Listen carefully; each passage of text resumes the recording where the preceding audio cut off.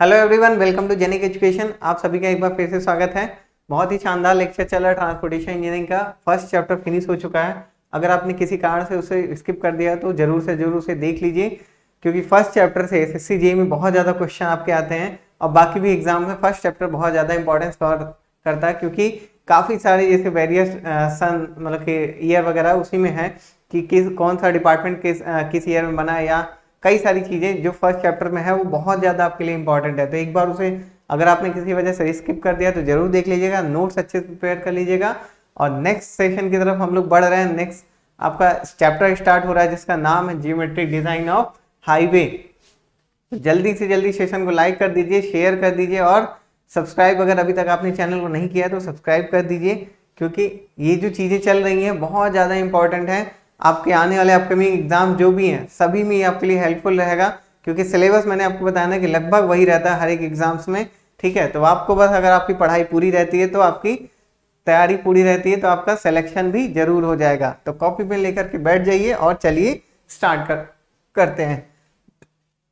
Geometric design of highways के बारे में बात करने से पहले एक्चुअली जियोमेट्रिक डिजाइन जो होता है ये क्या होता है कि it deals with layout and visual features of highways. ठीक है, जियोमेट्रिक डिजाइन का मतलब ये होता है कि it geometric design of highways deals with layout and visual features of the road कह सकते हैं। ओके, बट सबसे पहले हम हाईवे के रोड के अलाइनमेंट के बारे में जान लेते हैं कि रोड होना कैसे चाहिए, तब उसके अंदर की चीजें जो रोड में और चीजें होती हैं उसके एक एक चीज के बारे में पढ़ते हैं। तो जब भी हम रोड बनाते हैं, ठीक है, तो सबसे पहले हम क्या क्या चीजों का ध्यान रखते हैं उसके लिए मैंने आपको पहले से ही लिख रखा है जिससे आपका टाइम ना खराब हो। ठीक है, देखिए रोड का अलाइनमेंट जो भी होता है, ठीक है, जब भी हम कहीं से रोड बना रहे होते हैं तो कोशिश ये करते हैं कि नई जगह रोड बनाने से पहले कि जो रोड बन रही है वो लेंथ उसका मिनिमम बनना चाहिए, यानी कि ऐसा ना हो कि अननेसेसरी हम उसकी लेंथ को बढ़ा दें कि हमें यहाँ से यहाँ तक जाना है तो इस रास्ते को हम कुछ इस तरह से करें। ठीक है, तो ये लेंथ आपका बढ़ जाएगा, कॉस्ट बढ़ जाएगी और आने जाने वाले को भी प्रॉब्लम होगी। तो उसके बदले हम कोशिश करते हैं कि कम से कम लेंथ में हम शॉर्टेस्ट डिस्टेंस में उस जगह पर पहुंच जाएं जहां तक रोड बन रही है। ओके, सेकेंड थिंग हम ये देखते हैं कि इस रास्ते में कम से कम ब्रिज होने चाहिए, यानी कि जितने ज़्यादा ब्रिज होंगे उतने ही ज़्यादा खर्च आपके बढ़ जाएंगे, कॉस्ट बढ़ जाएगी। ओके, तो हम कोशिश करते हैं कि ऐसा रास्ता चूज करें जिसमें कम से कम आपके ब्रिज पड़े। ओके, जैसे अगर कहीं पे यहाँ पे नदी है तो हो सके अगर ऐसे घुमा करके हम निकल सके तो निकल जाए। ठीक है, तो हमें ब्रिज बनाने की जरूरत नहीं पड़ेगी। ओके, फिर थर्ड पॉइंट है आपका मिनिमम कटिंग एंड फिलिंग। मैंने आपको बताया था कि अगर रोड जो भी होती है, ठीक है, एटलीस्ट वो ग्राउंड लेवल से 60 सेंटीमीटर एटलीस्ट उठा करके बनाई जाती है, थोड़ा सा उसमें राइज दिया गया रहता है। उसका जो सबग्रेड होता है, सबग्रेड को थोड़ा सा ऊपर कर दिया जाता है, पूरे की पूरी रोड जिससे ऊपर हो जाती है ग्राउंड लेवल से, जिससे बारिश में अगर पानी अगर किसी रीजन से लग रहा है तो उसमें पानी ना भरे। ठीक है, तो इसीलिए हम कोशिश ये करते हैं कि ऐसे स्थान से रोड लेकर के जाए जहाँ पे ज्यादा ना फिलिंग करना पड़े ना ही कटिंग करनी पड़े। ओके, फिर फोर्थ पॉइंट है आपका मिनिमम स्लोप एंड कर्व। तो रोड जो है उसमें बहुत ज्यादा स्लोप और बहुत ज्यादा कर्व देने की जरूरत ना पड़े, ऐसा हमारा अलाइनमेंट हमको रखना चाहिए। 90 डिग्री क्रॉसिंग की बात करें तो अगर जैसे रोड जा रही है तो कोशिश हमें ये करनी है कि अगली कोई रोड से वो क्रॉस 90 डिग्री पे कर रही हो। ठीक है, तो ये इसमें क्या होता है, कॉस्ट कम आती है और लोगों को भी प्रॉब्लम नहीं होती है। अगर क्रॉसिंग कुछ इस तरह से रहती है तो हमें रोड बनाने में प्रॉब्लम समझ में आती है। ओके, तो ये सारी चीजें इससे बजाय हम इसको 90 डिग्री क्रॉसिंग अपनाते हैं। फिर नेक्स्ट पॉइंट है आपका वाटर लॉग लैंड। मतलब कि ऐसी जगह नहीं होनी चाहिए कि आप यहाँ से यहाँ तक जा रहे हो तो कोई ऐसी जगह बीच में ना हो कि बारिश हो तो वो रोड जो है डूब जाए। ठीक है, तो उस जगह हम क्या कर सकते हैं, थोड़ा सा उसको उठा कर सकते हैं। ठीक है, ऊंचाई बढ़ा सकते हैं रोड की, जिससे पानी ना लगे, क्योंकि अगर पानी लगेगा रोड में तो रोड बिल्कुल खराब हो जाती है तुरंत की तुरंत। उसकी एज जो है, उसकी जो ड्यूरेबिलिटी है वो बिल्कुल कम हो जाती है। नेक्स्ट पॉइंट है आपका स्टेबल बेस। तो सबसे मेन पॉइंट यही होता है कि रोड जब भी हम बनाते हैं ध्यान रखते हैं कि जो उसका बेस है वो एकदम स्टेबल होना चाहिए। ऐसा नहीं होना चाहिए कि एकदम से पानी का मतलब बारिश आया और पूरी पूरी रोड ही बह गई। तो बेस हमारा बहुत स्टेबल होना चाहिए, अच्छे से कॉम्पैक्ट करना चाहिए और एक एक लेयर जितनी स्पेसिफाइड है सब कुछ उसको उसी तरह से कंस्ट्रक्शन कराना चाहिए। फिर कंटिन्यूअस ट्रैफिक से मतलब ये है कि हमें रोड ऐसी ही जगहों पे बनाना है जहाँ पे उसका इस्तेमाल हो ज़्यादा से ज़्यादा। ऐसा नहीं करना है कि किसी जंगल से हम रास्ता निकाल दें जिधर कोई जाता ही ना हो, ना इधर कोई बस्ती हो, कोई रहने वाला ना हो। तो हमें रोड का ऐसे बनाना है, ऐसी जगह से पास कराना है कि ज़्यादा से ज़्यादा उसका यूटिलाइजेशन हो सके। तो इन चीज़ों का हम ध्यान रखते हैं रोड के अलाइनमेंट में। ओके, अब आते हैं हम लोग जियोमेट्रिक डिजाइन ऑफ हाईवे। इसमें मैंने आपको बताया, इसको आप लिख सकते हो, it deals with layout and visible features of road. It deals with layout and visual features of road. अब इसके अंदर जैसे हम देख सकते हैं सच एज, यानी कौन कौन सी चीजें हैं। फर्स्ट तो आपका होगा cross section elements. Okay, cross section elements. Number 2 आपका होगा साइड डिस्टेंस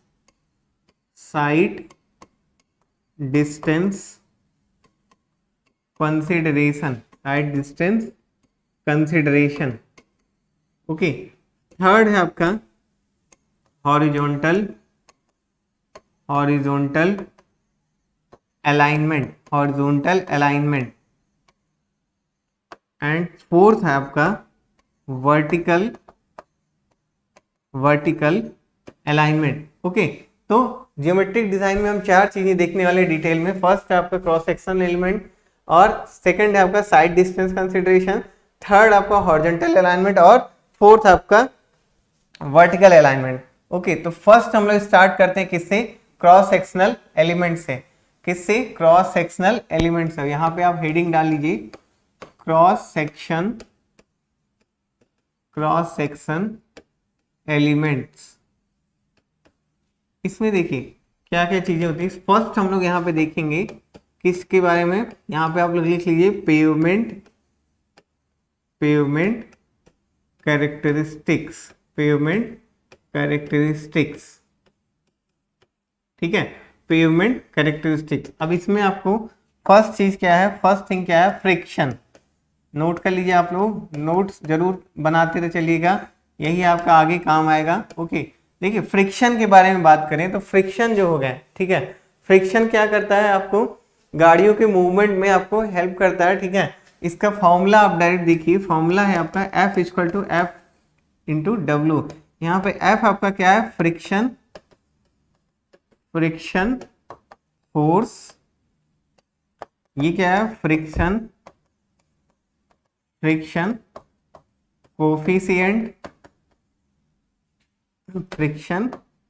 कोफिशिएंट, और W आपका क्या है? Weight of vehicle.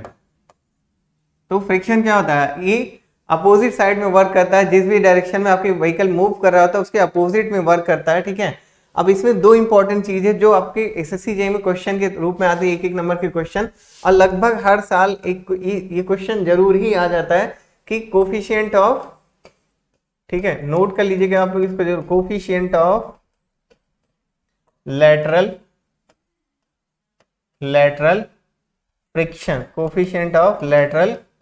फ्रिक्शन, ये कितना होना चाहिए आपका? 0.15।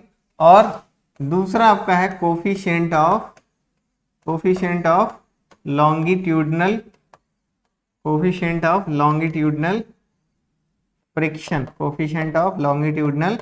फ्रिक्शन, ये आपका होना चाहिए 0.35 से 0.40। अब ये जो चीज मैंने बताई, ये ऐसा नहीं कि मैंने अपने से ही बता दी है, ये किसके हिसाब से है? अकॉर्डिंग टू IRC का आपको याद होगा कब बनाया गया था? 1934 में, 1934 में। इसका फुल फॉर्म क्या है? Indian road Congress. तो इन्होंने हमें सुझाया है कि जो लेटरल फ्रिक्शन का कोफिशिएंट है वो 0.15 होगा, और लॉन्गिट्यूडनल फ्रिक्शन का कोफिशिएंट आपका 0.35 से 0.40 होगा। ओके, तो ये आपका पेमेंट कैरेक्टरिस्टिक्स में फर्स्ट थिंग है। दूसरी चीज है आपका स्किड एंड स्लिप। ठीक है, देखिए स्किड एंड स्लिप से मतलब ये है कि जैसे जब आप व्हीकल के लेकर के मूव कर रहे होते हैं, गाड़ी लेकर के मूव कर रहे होते हैं, जैसे आप ध्यान दो, अगर आप बाइक चलाते हो और बहुत तेज स्पीड में बाइक हो और अचानक से आप ब्रेक लगा देते हो तो पहिए तो घूमने ब्रेक बंद कर देते हैं क्योंकि आपने ब्रेक लगा दिया है, लेकिन उसके बाद भी गाड़ी आपकी जो बाइक है थोड़ा सा आगे घिसक जाती है, ठीक है, खिसक के थोड़ा सा आगे और चली जाती है। तो यही यहाँ पे हमें देखना होता है कि जो स्किडिंग होती है, स्किडिंग का मतलब होता है, ठीक है, स्किडिंग में होता क्या है कि जो लॉन्गिट्यूडनल मूवमेंट है आपका, क्या है, लॉन्गिट्यूडनल मूवमेंट जो है वो आपका ज्यादा है किससे, रोटेशनल मूवमेंट से। किससे, रोटेशनल, यानी कि जो आपका पहिया घूम रहा है बाइक का वो कम घूमा है और आपने जो डिस्टेंस कवर किया है वो ज्यादा कवर किया है। ओके, तो स्किडिंग मतलब क्या हो जाएगा कि लॉन्गिट्यूडनल मूवमेंट आपका ज्यादा हो गया स्किड होने की वजह से और गाड़ी आपकी स्लिप कर गई और रोटेशनल मूवमेंट कम हुआ है, ठीक है। तो ये होता है आपका skid and slip. Third point है आपका light reflecting devices. Light reflecting devices, देखिए ये क्या होता है कि रोड्स में क्या होता है कि जैसे आप जब दिन में चल रहे होते हैं तब तो आपको जो रोड है उसके मतलब ब्लैक टॉप रोड जनरली है, जनरली पूरे इंडिया में है, तो रोड का आपको टॉप लेयर दिखता है, ठीक है, तो आपको समझ में आ जाता है कि हमारा रोड यही है, इतने पे ही हमें गाड़ी चलानी है, ठीक है। और रात के समय में हम क्या देखते हैं कि रोड पे जो सफेद पट्टियां बनी रहती हैं उससे हमें समझ में आ जाता है कि ये जो व्हाइट पट्टियां बनी है व्हाइट, उसी पे हमें गाड़ी लेकर के चलना है, रोड से इधर उधर नहीं जाना है, ठीक है। बट कभी कभी वो भी चीजें प्रॉब्लम करती है, तो उसके लिए हम क्या लगाते हैं, लाइट रिफ्लेक्टिंग डिवाइसेस लगाते हैं, जिससे जब आपके बाइक या व्हीकल की लाइट उस चीज पे पड़ती है तो उसमें से लाइट रिफ्लेक्ट होती है। जैसे आपने देख रखा होगा रेडियम लगा रहता है, ठीक है, बोर्ड वगैरह में, ठीक है, या जैसे कोई साइन बना है, इंफॉर्मेटरी साइन, वार्निंग साइन, या कोई भी साइन बना है या कोई इंफॉर्मेटरी साइन बना, उसमें दिखाया गया कि डिस्टेंस कौन सी कितनी दूर है, तो जैसे ही आपकी व्हीकल की लाइट उससे पड़ती है वो हल्का सा रिफ्लेक्ट कर जाता है, जिससे आपको चीजें एकदम दिख जाती हैं और क्लियर हो जाती हैं। तो इन लाइट रिफ्लेक्टिंग डिवाइसेस को हम बोलते क्या हैं, इनको हम बोलते हैं डिलीनिएटर्स। क्या बोलते हैं, डिलीनिएटर्स, ठीक है। ये भी आप लोग अच्छे से नोट कर लीजिए कि लाइट रिफ्लेक्टिंग डिवाइसेस को हम डिलीनिएटर्स बोलते हैं। इनका काम क्या है कि ये हमें एक तरह से डायरेक्शन प्रोवाइड करते हैं कि हमें रोड पे ही चलना है, कहीं इधर उधर गाड़ी लेकर के नहीं चले जाना है, ठीक है, क्योंकि व्हीकल की लाइट से पड़ती है तो ये चमक उठते हैं, ठीक है। थर्ड आपका लाइट रिफ्लेक्टिंग डिवाइसेस हो गया। फिर इसके बाद फिर आपका फोर्थ है आपका अनइवननेस। क्या है, अनइवननेस और अनड्यूलेशन, अनइवननेस और अनड्यूलेशन, ठीक है। देखिए अनइवननेस या अनड्यूलेशन क्या है, देखिए यहां पे लिखते हैं it is a cumulative vertical, it is a cumulative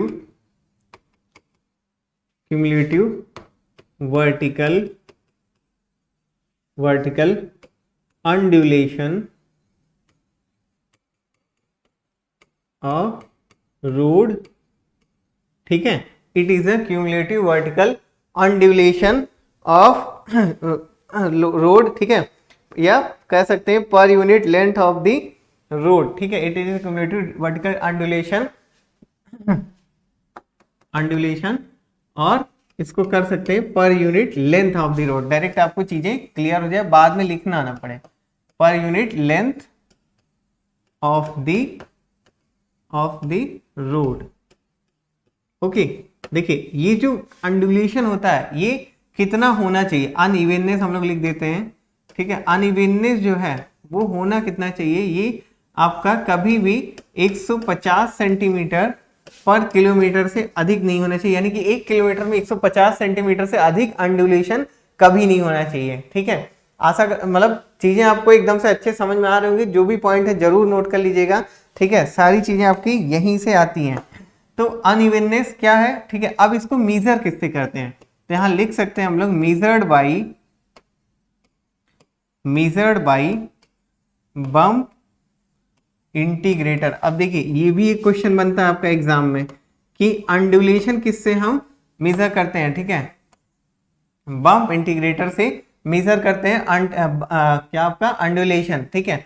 और इसका फॉर्मूला होता है बम्प इंडिकेटर का, ठीक है। ये देखिए बम्प इंडिकेटर का जो हम निकालते हैं, ये वैल्यू निकलती है mm/किलोमीटर में, और होता क्या है आपका 630 IRI की पावर 1.12, ठीक है। और ये आपका होता है मीटर पर किलोमीटर में, यानी कि आप वैल्यू पुट करते हो मीटर पर किलोमीटर में, और आपका अंडुलेशन जो आता है, जो बम्प इंडिकेटर का जो आता है, ये आता है मिलीमीटर पर किलोमीटर में, ठीक है। अब इसका IRI का मतलब क्या होता है, ठीक है। IRI का मतलब होता है आपका, IRI का मतलब ये होता है इंटरनेशनल, यहां पे लिख देते हैं IRI, इंटरनेशनल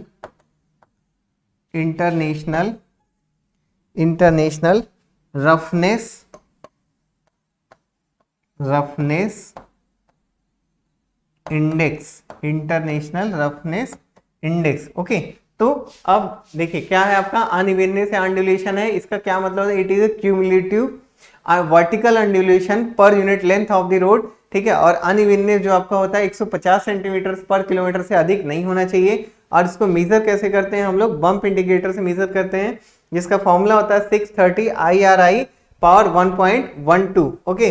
और जो इसका यूनिट्स हैं वो मैंने दोनों तरफ लिख दिया है, और IRI का मतलब होता है इंटरनेशनल रफनेस इंडेक्स, ठीक है। तो यहाँ पे ये क्या आपका टॉपिक क्लियर होता है, ठीक है। नेक्स्ट टॉपिक जो है आपका बहुत ही इंपॉर्टेंट और मोस्ट फेवरेट है आपका टॉपिक, नेक्स्ट क्या है, कैम्बर। और इसको और किन नामों से जानते हैं, कैम्बर और क्रॉस स्लोप और क्रॉस फॉल, कैम्बर और क्रॉस स्लोप और क्रॉस फॉल, ठीक है। देखिए कैम्बर जो होता है, ठीक है, ये किस लिए यूज होता है, ठीक है। It is provide in road to drain of the water, ठीक है। It is use to drain of the water from the road, कुछ भी कह सकते हैं, ठीक है। लिख देते हैं यहाँ पे, इट इज प्रोवाइड, लिख देते हैं, it is provide in road to drain of rain water, ठीक है। It is provide in road to drain of the rain water, ठीक है। अब देखो कैम्बर जो होता है, ठीक है, ये आपका दो टाइप का होता है, ठीक है। दो टाइप का होता है। फर्स्ट टाइप यहां लिखते हैं, फर्स्ट आपका होता है स्ट्रेट कैम्बर, ठीक है, स्ट्रेट कैम्बर। देखिए कैम्बर जो होता है आपका दो टाइप का होता है, ठीक है। ये आपका फर्स्ट होता है स्ट्रेट लाइन कैम्बर, ठीक है, फर्स्ट आपका स्ट्रेट लाइन कैम्बर है, ठीक है। इसको हम लोग फिर से लिख देते हैं, कोई बात नहीं, ठीक है। Straight line camber, okay. देखिए स्ट्रेट लाइन कैम्बर में क्या है, देखिए स्ट्रेट लाइन कैम्बर में हम देखते हैं कि जो हमारा कैम्बर है, ठीक है, कुछ इस तरह का बनता है, ठीक है। तो ये होता है आपका स्ट्रेट लाइन कैम्बर। मान लेते हैं ये 1/n है, और ये हाइट आपका y है, और ये टोटल विड्थ है आपके रोड की w, ठीक है। तो यहाँ पे हम लोग देखते हैं 1/n इक्वल टू y/w/2, तो y इक्वल टू क्या हो जाएगा, w/2n, ठीक है। ये फॉर्मूला आप लोग याद रखिएगा, और यही फॉर्मूले पे न्यूमेरिकल आपके हर साल आते हैं SSC में, और आप छोटा सा क्वेश्चन मिस कर देते हो। देखते हैं इस पे क्वेश्चन कैसे बनता है। जैसे आपको अगर कैम्बर दिया हुआ है, ठीक है, n की वैल्यू दी हुई है 1/60, देखिए कैम्बर शो करने का तरीका होता है, इसको हम शो करते हैं 1 वर्टिकल इंटू n हॉरिजॉन्टल, ठीक है। इस तरह से कैम्बर को हम शो करते हैं। तो जैसे 1/60 लिखा है, तो 1 वर्टिकल इंटू 60 हॉरिजॉन्टल होगा। तो इसका मतलब यहाँ पे ये है कि आपको डायरेक्ट वैल्यू पुट करनी है, और मान लेते हैं कि जो विड्थ है रोड की वो कितना है, 6 मीटर है, w इक्वल टू 6 मीटर। तो अगर हम लोग y में इसको पुट करते हैं, ठीक है, अगर हम लोग y में इसको पुट करते हैं, तो w आपका कितना है, 6/60 इंटू 2, तो कितना हो जाएगा 1/20, ये कितना हो जाएगा आपका 0.05 मीटर, या फिर इसी को हम लिख सकते हैं 5 सेंटीमीटर। यानी कि जो आपका y है ये क्या है, सेंट्रल हाइट, ये कितना निकल के आया, y इक्वल टू 5 सेंटीमीटर। ठीक है, तो ये जो यहाँ से ये बीच का जो राइज है सेंटर से, ये आपका 5 सेंटीमीटर निकल के आया। अब देखो कैम्बर लिखने के दो तरीके होते हैं। कभी कभी आपका कैम्बर जो है परसेंटेज के फॉर्म में अगर लिखा रहे, मान लीजिए 2% लिखा हुआ है, ठीक है, तो 2% का मतलब यहाँ पे ये है कि 2/100, ठीक है, यानी कि 1/50। ठीक है, अब आप अगेन समझ गए। अब मान लेते हैं कि जैसे आपका ये अब विड्थ दी हुई है, थोड़ी देर में मान लेते हैं 7 मीटर दी हुई है। ठीक है, तो y इक्वल टू क्या हो जाएगा आपका 7/50 इंटू 2, तो कितना हो जाएगा ये 7/100, और इसको आप लिख सकते हो 0.07 मीटर, और इसको आप लिख सकते हो 7 सेंटीमीटर। तो आपका सेंट्रल हाइट कितना आया, सेंट्रल हाइट आपका आया है 7 सेंटीमीटर। सेम इसी तरह से क्वेश्चन आता है आपका एग्जाम में दिया रहेगा कि if camber is 2% and width of the road is 6 meter, then या 7 मीटर या जो भी, then what will be value of central height। तो आप लोग डायरेक्ट इससे पुट कर सकते हो, लेकिन उसमें मेंशन किया रहेगा कि स्ट्रेट लाइन कैम्बर है या जो अगला हम बताने चल रहे हैं वो रहेगा। ठीक है, तो जो आपका दूसरा रहेगा वो आपका होगा सेकंड आपका है पैराबोलिक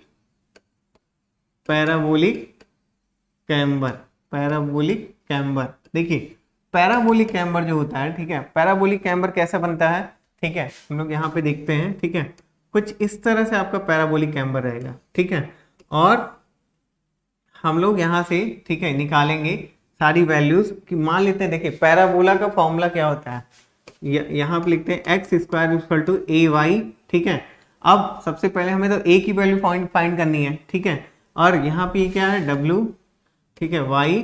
ठीक है, अब देखिए आपका क्या है x square equal to ay है, तो हम क्या करेंगे, if x equal to 0 then y equal to 0। ठीक है, फिर अगर x की वैल्यू हम w/2 कर दें, ठीक है, यानी कि ये आधा यहाँ से यहाँ तक का लिया गया है, तो y और y की वैल्यू y रख दें तो क्या होगा। ठीक है, यहाँ पे लिखते हैं, इसको यहाँ पे पुट करते हैं, तो w/2 whole square equal to a into Y. ठीक है, w square by 4 equal to a into Y. देखिए y का वैल्यू अभी हमने जस्ट यहाँ पे निकाला हुआ है, कितना आया था आपका y की वैल्यू w/2n। तो यहाँ पे हम लोग क्या करते हैं, यहाँ y की वैल्यू पुट करते हैं a इंटू w/2n, और इधर आपका क्या है w स्क्वायर बाई 4, तो एक w से एक w कट गया। ठीक है, 2 से ये 2, तो आपका जो a की वैल्यू है वो कितना आ गया, a इक्वल टू n, ठीक है, n w/2, ये आपका आ गया वैल्यू किसका, a का। ठीक है, और अब जब आपने a की वैल्यू जान ली, ठीक है, तो आपको क्या करना है इस फॉर्मूले में, ठीक है, इस फॉर्मूले में जो आपका एक्स स्क्वायर बराबर ए वाई है, इसी में आपको वैल्यू पुट कर देनी है। ठीक है, तो पेन चेंज कर लेते हैं। ठीक है, देखिए X square equal to A Y है, ए की वैल्यू आपने देख लिया NW/2। ठीक है, NW/2, और इधर ये एक्स स्क्वायर और इंटू वाई, तो y का वैल्यू कितना आएगा 2x स्क्वायर अपॉन NW। ये फॉर्मूला आप लोग अच्छे से नोट कर लीजिएगा। ठीक है, एक बार अगर नहीं समझ में आया चीजें तो एक बार फिर से वीडियो को रिपीट करके देख लीजिएगा। ठीक है, बहुत सिंपल टॉपिक है और आपको फॉर्मूला याद रखना है। ठीक है, ये पैराबोलिक कैम्बर का फॉर्मूला है सेंट्रल हाइट निकालने का। y मतलब क्या है, मैंने आपको बताया था सेंट्रल हाइट। तो अब इस पे एक बार न्यूमेरिकल देख लेते हैं। ठीक है, इस पे हम लोग न्यूमेरिकल देख लेते हैं, कितना न्यूमेरिकल, ठीक है, कैसे किस तरह के न्यूमेरिकल आते हैं। ठीक है, देखिए मान लेते हैं कि आपको दिया हुआ है कि n आपका 2% है और विड्थ ऑफ द रोड आपका 7 मीटर है। ठीक है, तो n आपका 2% है, तो कितना हो जाएगा 2/100, और इसको हम लिख सकते हैं कितना 1/50। ठीक है, और आपको क्या करना है y equal to 2x square upon NW से फॉर्मूला निकालना है वैल्यू। अब देखिए यहाँ पे जो x है, ठीक है, वो हमें कितना लेना, हमने कितना लिया था W/2, आपको याद होगा W/2 लिया था, तो यहाँ पे भी x जो है 7/2 हो जाएगा। ठीक है, देखिए y equal to 2x square upon n w 2 into 3.5 यानी कि w/2 स्क्वायर अपॉन n कितना है आपका 50 इंटू w आपका 7। तो यहाँ पे कितना हो जाएगा, इसको थोड़ी देर के लिए हम देखते हैं। 2 इंटू 3.5 इंटू 3.5 अपॉन 50 इंटू 7। ठीक है, तो ये जो 7 है ये आपका ऊपर 7 से कट गया। ठीक है, और कितना आपको वैल्यू मिली है यहाँ पे 3.5 अपॉन 50, ये कितना आएगा 0.07 मीटर। ठीक है, और इसी को आप लोग लिख सकते हो 7 सेंटीमीटर। तो सेम यही चीज आपका एग्जाम में पूछा जाता है कि वैसे फिर से मैं बता दे रहा हूँ कि जैसे अगर क्वेश्चन में मेंशन कर देता कि पैराबोलिक चैम्बर है और आपको सेंट्रल हाइट निकालनी है, तो फॉर्मूला आप क्या रखोगे, y equal to 2x square upon n w। ठीक है, इसको आप अच्छे से नोट कर लीजिएगा, 4-5 स्टार जो भी आप लगाते हो सब लगा लेना। बहुत ज्यादा इंपॉर्टेंट है ये, क्योंकि इस पे स्ट्रेट लाइन और पैराबोलिक चैम्बर पे आपका न्यूमेरिकल बहुत ज्यादा आता है। ठीक है, फिर इसके बाद फिर जब आगे बात करें तो थर्ड आपका जो होता है, ठीक है, चैम्बर में ही थर्ड आपका जो है थर्ड पार्ट है combination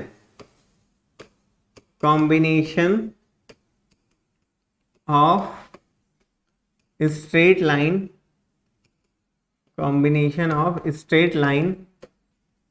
and parabolic chamber, combination of straight line and parabolic chamber. ठीक है, तो कॉम्बिनेशन अगर रहता है, ठीक है, कॉम्बिनेशन अगर दोनों का रहता है तो वो किस तरह से शो होगा वो हम लोग देखते हैं। ठीक है, देखिए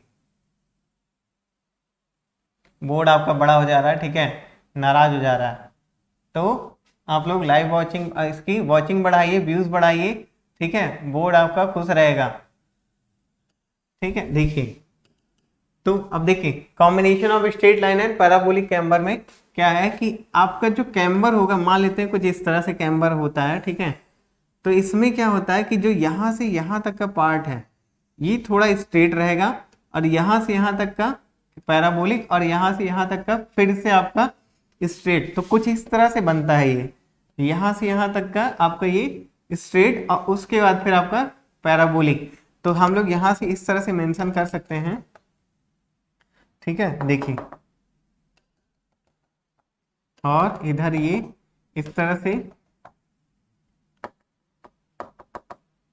ये आपका यहाँ पे देखिए, ये इसमें से नीचे वाला ये पॉइंट और इधर का ये पॉइंट, ठीक है, ये दोनों क्या बनेंगे, स्ट्रेट लाइन कैम्बर। और जो आपका ये सेंट्रल का पार्ट है, सेंटर का, ये क्या बनेगा आपका पैराबोलिक कैम्बर। ठीक है, तो आपका फर्स्ट आपका बना है, मतलब इधर के किनारे के दोनों बने स्ट्रेट लाइन कैम्बर, और बीच में जो बना है वो आपका बना है पैराबोलिक कैम्बर। ठीक है, तो ये आपके हैं क्या, कैम्बर के तीनों टाइप। ठीक है, कैम्बर क्या था आपका, प्रोवाइड किस लिए किया जाता है कि ड्रेनेज जिससे हो जाए, वाटर का जो रेन वाटर है उसमें उसका ड्रेनेज अच्छे से हो जाए रोड से, वरना रोड आपकी क्या हो जाती है, खराब हो जाती है। ठीक है, और उसके जो 3 टाइप थे, फर्स्ट आपका straight line camber, parabolic camber, या उसी को हम लोग कभी कभी इलिप्टिक कैम्बर भी बोल देते हैं। क्या बोलते हैं, इलिप्टिक। पैराबोलिक आप लोग नाम चाहे तो नोट कर लीजिएगा, पैराबोलिक और इलिप्टिक भी बोल देते हैं। ठीक है, तो सारे नाम जानते रहिए, एग्जाम में किस नाम से आ जाए ये आप जानते नहीं हो। ठीक है, पैराबोलिक और इलिप्टिक कैम्बर। ठीक है, और थर्ड आपका था कॉम्बिनेशन ऑफ दीज टू। तो यहाँ पे मैं जितना भी चीजें आज बताया हूँ, ठीक है, इसको आप लोग नोट कर लिए होंगे, और अगर कोई प्रॉब्लम हुई होगी तो एक बार इसको फिर से देख लीजिएगा। ठीक है, बहुत सिंपल चीजें हैं, और फिर भी अगर कोई कंफ्यूजन रह जाती तो आप लोग कमेंट जरूर कर दीजिएगा, और जहाँ पे आपके सारे डाउट सॉल्व हो जाएंगे। टेलीग्राम ग्रुप में ज्वाइन हो जाइए, वहां पे आपको जो भी क्वेश्चन पूछना हो पूछ सकते हैं, और आपका डाउट वहां पे सॉल्व कर दिया जाएगा। ओके, तो फिर आप लोग से अब मिलते हैं नेक्स्ट क्लास में नए टॉपिक के साथ। आपको कैम्बर में ही अभी कैम्बर टेबल और काफी सारी चीजें बतानी है, तो बिल्कुल भी कोई लेक्चर मिस नहीं करिएगा, नोट्स अच्छे से बनाते चलिए। ओके, मिलते हैं नेक्स्ट क्लास में। Till then love you all, bye bye.